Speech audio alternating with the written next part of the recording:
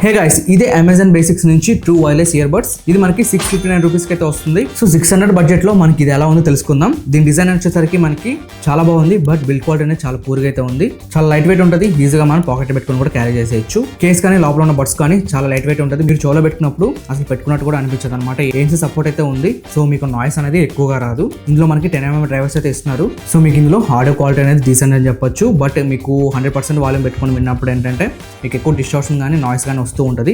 చాలా డిస్టర్బ్ అయితే అవుతారు. సో 50-60% మీరు సౌండ్ పెట్టుకుని వింటే మాత్రం ఎలాంటి ప్రాబ్లం అయితే ఉండదు. బేస్ అండ్ టేబుల్స్ అనేవి డీసెంట్ అని చెప్పొచ్చు. ఇక్కడ నేను HP అండ్ ఈ అమెజాన్ బేసిక్స్ సంబంధించి కంపారిజన్ వీడియో అయితే చేశాను. ఆ వీడియో లింక్ అనేది కింద బాటమ్ లో ఇస్తాను. ఇన్స్టాగ్రామ్ చూసినట్టయితే పైన లింక్ అనేది బయలు ఇస్తాను, అక్కడ నుంచి మీరు చెక్ చేసుకోవచ్చు. సో ఈ రెండు డిజైన్ కానీ ఓవరాల్ గా రెండు సేమ్ టు సేమ్ ఉంటాయి.